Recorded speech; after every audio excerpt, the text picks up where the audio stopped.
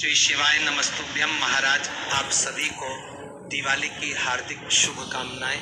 भक्तों, आज हम जानेंगे कि दिवाली का पूजन होने के बाद जो चौकी है वह हमें कब उठानी है, कैसे उठानी है, और जो भी सामग्री हमने पूजा में चढ़ाई है उन सारी सामग्रियों का हमें क्या करना है। तो देखिए भक्तों, जब आप दिवाली का पूजन कर लेंगे तो उसके कुछ देर बाद, हो सके तो आधे घंटे बाद या 1 घंटे बाद, कुछ बाद सबसे पहले तो आपको लक्ष्मी पोटली बनानी होती है। तो लक्ष्मी पोटली के लिए आपको लाल रंग की एक पोटली लेनी होती है। भक्तों, यदि आपको पोटली नहीं मिल पाती है तो आप लाल रंग का कोई कपड़ा भी ले सकते हैं। अब इस पोटली में आपको माता लक्ष्मी की सभी प्रिय सामग्री हमें लेनी होती हैं, यानी कि इस कपड़े में लेनी होती हैं। इसमें आपको गोमती चक्र, कोड़ी, कमलगट्टे, सुपारी, लौंग, इलायची और हल्दी की गांठ और थोड़ा सा साबुत धनिया, एक चांदी का या कोई भी सिक्का और कुछ दक्षिणा भी रखनी होती हैं। तो भक्तों, ये सारी चीज़ें लाल कपड़े में डालकर एक पोटली आपको बना लेनी है। अब इस पोटली को हम लक्ष्मी जी के चरणों को स्पर्श करते हुए फिर हम इस पोटली को धूप दीप दिखाकर अपने लॉकर में या तिजोरी में रख देंगे। और जो भी आपने भोग प्रसाद चढ़ाया है वो तो पूजा के तुरंत बाद हम सब सदस्यों में, जो भी परिवारजन है, सभी में प्रसाद के रूप में बांट देते हैं। तो जो भी भोग प्रसाद है वो सभी में प्रसाद के रूप में आप बांट दीजिएगा। अब भक्तों, अगले दिन सुबह हमें चौकी उठानी है। तो अगले दिन जब आप चौकी उठाएंगे तो जो 1 लोटा जल आपने लिया था वो सूर्य देवता को आपको अर्घ दे देना है। इसके साथ ही ये ध्यान रखिए कि लक्ष्मी पूजा में जितनी भी चीज़ें हमने चढ़ाई हैं वो सारी चीज़ें घर में ही उपयोग होंगी। कोई चीज़ दान नहीं की जाती है, सब घर में ही रखना है। जो आपने श्रृंगार का सामान चढ़ाया है उसको आप उपयोग कर सकते हैं। जो बर्तन आप धनतेरस पर लेकर लाए थे उन्हें उपयोग कर सकते हैं। जो भी सप्तधान आपने चढ़ाया है ये सप्तधान आपको घर में ही उपयोग करना है। आप पूजा में इसको उपयोग कर सकते हैं, खाना बनाने में इन सारी चीज़ों को उपयोग कर सकते हैं। तो सप्तधान आपको घर में ही उपयोग करना है। जो आपका धनिया है, धनिया को आप थोड़ा सा गमले में डाल सकते हैं। भक्तों, अगर ये धनिया अंकुरित होकर उगने लग जाता है तो बहुत शुभ होता है। जो पैसे आपने चौकी पर रखे थे और जो जेवर आपने चौकी पर रखे थे वह आप अपने पास रख सकते हैं। तो इन्हें आप अपने लॉकर या तिजोरी में जहां रखते हैं रख लीजिएगा। इसके साथ ही जो भी दीपक आपने जलाए थे दिवाली के, बाकी जो दीपक है उनके साथ आप इनका जो भी जहां भी विसर्जन करते हो ये दीपक आप विसर्जित कर सकते हैं।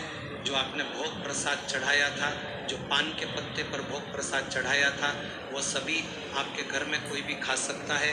इसके साथ ही जो कमल का फूल चढ़ाया था, इस कमल के फूल को आप चाहे तो अपने पास रख सकते हैं लॉकर में, या आप चाहे तो दूसरे फूलों के साथ इसको भी, या फिर आप इनको घर के गमलों में भी डाल सकते हैं ताकि इनका खाद बन जाएगा। इसके साथ ही पूरी चौकी पर अंत में जल के छींटे लगा देंगे। उसके बाद जो लक्ष्मी गणेश जी की मूर्तियाँ हैं इनको आप अपने मंदिर में रख लेंगे। और अगर पिछले साल भी आपने लक्ष्मी गणेश जी की मिट्टी की मूर्तियां ली थी तो पिछले साल वाली का आप विसर्जन कर दीजिएगा, नई आप मंदिर में रख लीजिएगा। जो सुपारी है, जल के छींटे लगाकर इसे दूसरी पूजा में हम उपयोग कर सकते हैं।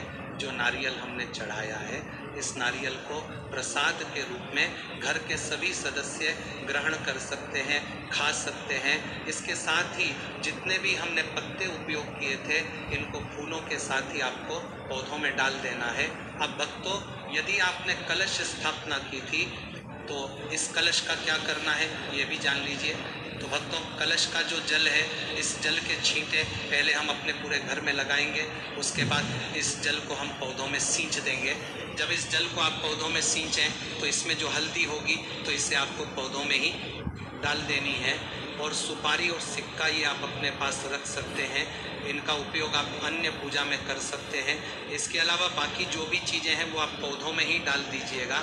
तो इस तरह से हमें जो ये कलश है ये कलश उठाना है।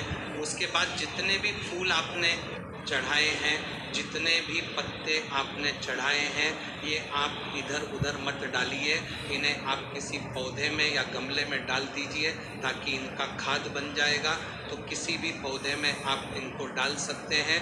जो जनेऊ है, अगर आपके घर में कोई जनेऊ पहनता है तो आप इसे पहनता हैं, नहीं तो आप मंदिर में भी जनेऊ को भगवान जी को पहना सकते हैं। इसके साथ ही आपने प्रसाद में जितनी भी खील चढ़ाई है वो सारी खील आप इकट्ठा कर लीजिएगा। आप चाहे तो प्रसाद के रूप में इन्हें ग्रहण कर सकते हैं या आप गाय को भी खिला सकते हैं। साथ में ही जितने भी चावल हमने उपयोग किए हैं, ये चावल जो भी हमने पूजा में चढ़ाए हैं ये हम अपने रसोई में रखेंगे। आप अपने चावल के डब्बे में इन्हें जरूर डाल लीजिएगा ताकि घर में धन धान्य की बरकत होती रहे। इस तरह से सारी सामग्री हमें उठानी है। जो फोटो को हमने लगाया है ये फोटो 1 साल तक लगा रहता है, तो इस फोटो को उतारते नहीं हैं। अगर आपको उतारना भी पड़ जाए तो इसको फिर आप फोल्ड करके घर में रख लीजिएगा। 1 साल तक इसे घर में ही रखते हैं। चौकी का जो कपड़ा है उसे साफ करके दूसरी पूजा में उपयोग कर जाए आपको सकते हैं, और चौकी को भी हम दूसरी पूजा में उपयोग कर लेंगे। तो भक्तों, इस तरह से बहुत सरल तरीके से दिवाली की जो चौकी है वो उठाई जाती है। चौकी का सारा सामान घर में ही उपयोग किया जाता है, कोई चीज़ बाहर दान नहीं की जाती है। आपको दिवाली चौकी उठाने की सरल सी विधि कैसी लगी कमेंट करके ज़रूर बताना। और अगर ये वीडियो आपको पसंद आई हो, वीडियो आपके लिए थोड़ी बहुत भी उपयोगी हो, तो वीडियो को लाइक कर देना और चैनल को सब्सक्राइब कर लेना।